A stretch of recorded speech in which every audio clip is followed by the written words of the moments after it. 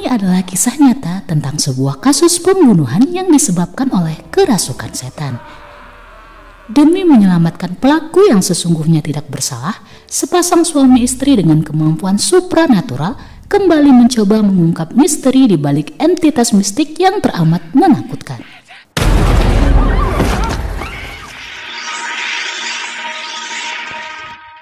Hai kawan, Assalamualaikum. Sebelum itu jangan lupa klik tombol subscribe dan tekan tombol notifikasinya ya. Kisah ini terjadi pada tahun 1981, bermula dari sebuah keluarga yang baru saja pindah ke rumah baru. Anak paling kecil berusia 8 tahun bernama David tampak senang karena menemukan sebuah kasur air di sebuah ruangan. Ia dengan bahagia menikmati kasur air di hadapannya.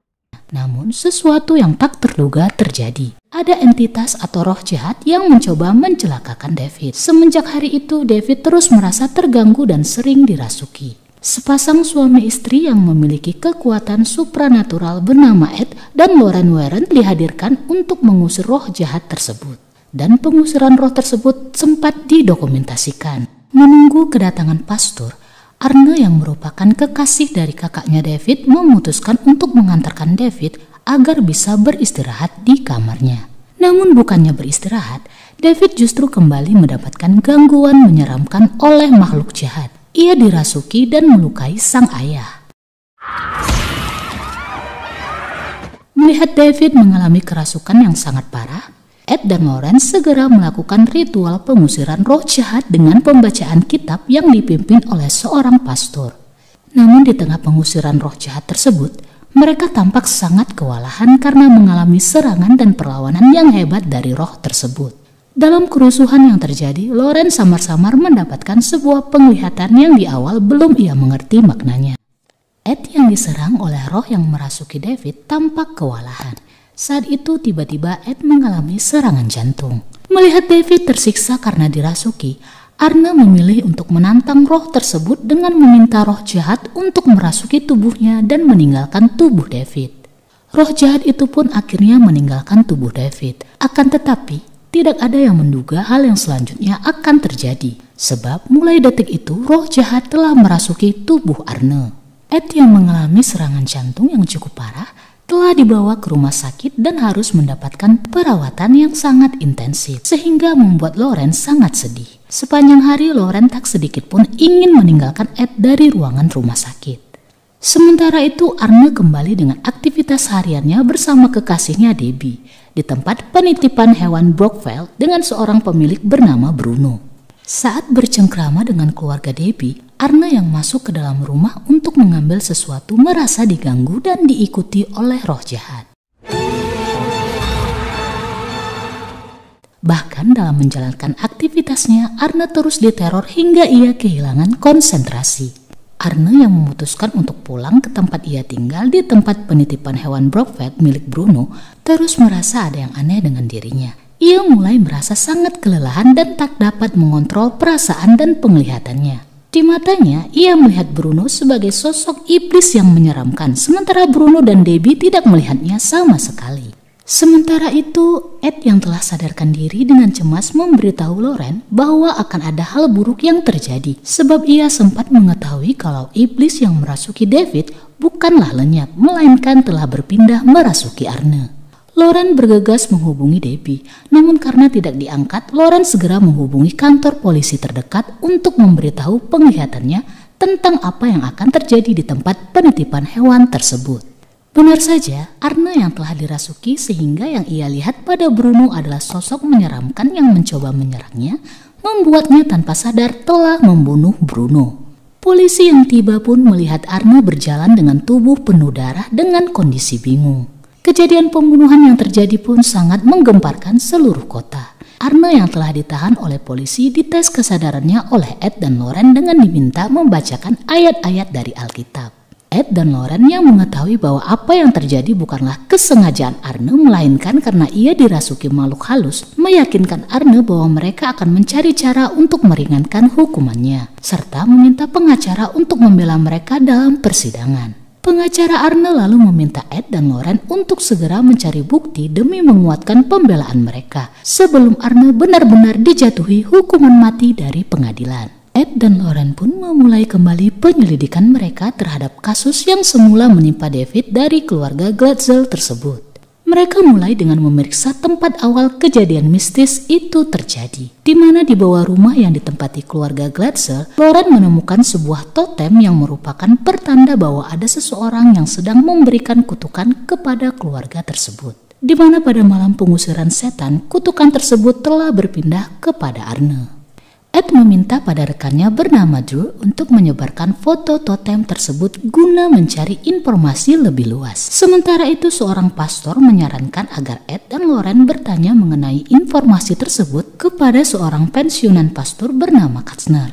Ed dan Loren pun datang menemui Katzner ke rumahnya. Dari pria tua tersebut mereka mendapatkan informasi bahwa totem tersebut sangatlah berbahaya, di mana si pemuja setan yang memberikan kutukan tersebut tidak memiliki alasan yang relevan untuk memilih korban. Mereka akan memilih objek kutukan sesuka hatinya demi untuk memenuhi tuntutan jiwa yang diinginkan sang iblis. Sementara itu orang yang memberi kutukan terus melakukan ritual untuk memberi teror kepada Arne, yang saat itu tengah berada dalam pengawasan dan hukuman masa tahanan menunggu sidang selanjutnya. Arne tampak histeris karena terus-menerus diganggu makhluk yang menyeramkan. Di sisi lain, Drew mendapatkan informasi terkait sebuah kasus pembunuhan dan hilangnya seorang wanita yang berkaitan dengan totem tersebut di kota lain. Melalui seorang polisi, Ed dan Loren meminta untuk diberikan informasi dari kasus tersebut guna mendukung pembelaan mereka terhadap Arne. Dengan bekerja sama di mana Ed dan Loren juga membantu polisi tersebut untuk memecahkan kasus terkait hilangnya sang wanita pelaku pembunuhan yang telah mereka cari selama 4 bulan.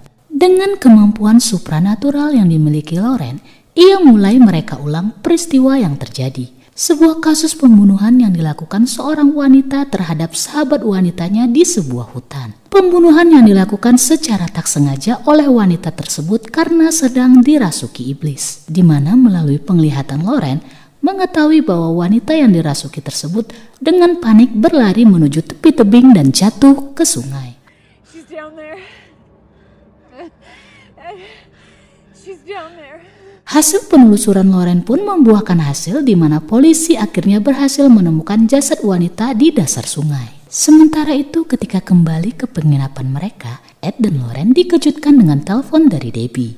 Yang mana Debbie yang telah bertemu dengan Arne pada siang harinya mendapatkan informasi bahwa Arne mendapatkan bisikan dan petunjuk dari iblis yang menerornya untuk melakukan bunuh diri. Yang mana meskipun telah mendapatkan air suci dari seorang pastor penjara sebagai perlindungan, kekuatan iblis tersebut lebih besar untuk membuat Arne terus dilanda ketakutan. Malam itu Loren juga memberitahukan kepada Ed tentang penglihatan yang ia dapatkan terkait sang pelaku kutukan pada saat ia menyentuh tangan dari orang yang dikutuk, yang mana itu terjadi saat ia menyentuh tangan David. Loren dan Ed pun bergegas untuk menguak tabir dari sosok pelaku dengan mencoba mendatangi kamar jenazah tempat jenazah wanita pelaku pembunuhan berada. Saat menyentuh tangan jenazah sang wanita yang mereka yakini juga melakukan pembunuhan dan bunuh diri karena kutukan, Loren terkoneksi dengan sebuah tempat di mana ia melihat sebuah altar tempat pemujaan setan dan kutukan berlangsung. Di hadapannya ia melihat kutukan tengah berjalan untuk membuat Arne melakukan bunuh diri. Loren pun dengan kuat berupaya menghentikan bunuh diri itu terjadi.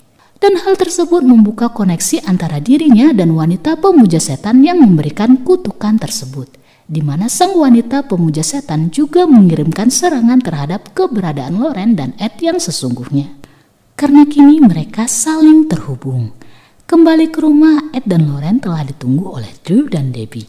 Saat itu Drew menunjukkan sebuah buku yang berisi informasi tentang cara untuk mematahkan kutukan, yaitu dengan menghancurkan altar tempat kutukan itu dibuat. Saat itu Ed tiba-tiba kehilangan kesadaran. Ketika sadar, ia justru melihat wanita pemberi kutukan serta mayat hidup menyeramkan yang sebelumnya ia lihat di kamar jenazah kini datang untuk menyerangnya. Namun Namun saat Ed mencoba melukai mayat hidup yang menyerangnya, ia terkejut mendapati bahwa yang ia coba lukai adalah Lauren sendiri. Ed pun panik saat mendapati sebuah totem yang dikirimkan untuknya melalui sebuah bunga yang menandakan bahwa ia sedang dikutuk sama seperti yang terjadi kepada Arne. Hal itu membuat mereka semakin bergegas untuk menghentikan sang pelaku dengan saling berbagi tugas, di mana Debbie ditugaskan untuk mendampingi Arne bersama seorang pastor. Sementara itu, Lauren pergi untuk mencari informasi lebih jauh dengan kembali mengunjungi pensiunan pastor bernama Katzner. Sedangkan Ed dan Drew berupaya menyelidiki lokasi tempat altar kutukan itu berada melalui ciri-ciri lokasi yang sebelumnya dirincikan oleh Lauren, serta dengan melacak kaitan antara 3 lokasi terjadinya kutukan.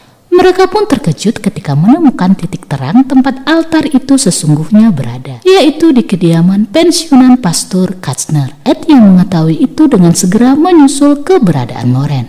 Di sisi lain, Lauren yang di awal tidak mengetahui bahwa ia berada dalam bahaya, mengikuti sang pastor menuju ruang bawah tempat barang-barang mistik yang selama ini dikumpulkan pastor berada. Di tempat itulah pastor Katzner menceritakan semua secara jujur bahwa sang pelaku pemuja setan yang selama ini memberikan kutukan adalah putrinya sendiri. Ia mengakui kegagalannya dalam membesarkan anaknya sehingga terseret dalam lembah kegelapan. Pastor lalu mengarahkan Lauren ke ruang bawah tanah tempat altar kutukan berada. Sementara itu, sang wanita pemuja setan telah hadir dan membunuh sang pastor atau ayahnya sendiri. Lauren berupaya sekuat tenaga untuk menghancurkan altar namun gagal. Ia justru diserang oleh sang wanita. Ed yang telah tiba mendengar teriakan Lauren. Ia menuju altar melalui jalan lain dengan sebuah palu besar di tangannya. Namun Ed justru mendapatkan serangan dari sang wanita. Ia dirasuki kegelapan sehingga menyerang Lauren dengan brutal. Kesempatan itu digunakan sang wanita melanjutkan aksinya untuk mengambil nyawa Arne. Di rumah sakit penjara, pastor yang ditugaskan bahkan kewalahan menghadapi Arne yang dirasuki iblis. Iblis terus berusaha mengambil nyawa Arne dengan menyayat leher Arne menggunakan sebuah pecahan kaca. Namun Debbie menahannya. Bersamaan dengan itu, Lauren dengan kenangan cinta mereka terus berusaha menyadarkan Ed yang masih dirasuki. Dan tepat saat Lauren telah terpojok, Ed berhasil menguasai dirinya kembali. Sebuah pukulan palu yang kuat diarahkan Ed tepat di tengah altar, hingga membuat altar hancur terbelah dan berantakan. Kutukan kematian pun berakhir. Iblis yang tidak mendapatkan tumbal jiwa akhirnya mengambil nyawa dari sang wanita pemujanya itu sendiri. Dan kematian itu tampak sangat menyakitkan. Polisi yang sebelumnya telah dihubungi Drew pun berdatangan, di mana dalam persidangan selanjutnya Arne berhasil mendapatkan keringanan hukuman yang semula adalah hukuman mati diganti dengan 5 tahun kurungan penjara. Demikianlah alur cerita dari film Conjuring: The Devil Made Me Do It. Film yang diangkat dari kisah nyata tentang kasus pembunuhan paling aneh yang disebabkan oleh kerasukan setan. Lalu, bagaimana jika hal tersebut terjadi di Indonesia? Apakah pengadilan kita akan percaya terhadap hal-hal mistik sebagai bukti pembelaan atas pembunuhan yang terjadi? Terima kasih karena kawan-kawan telah menyaksikan video ini. Sampai jumpa di video-video Maniak Movie selanjutnya. Bye-bye!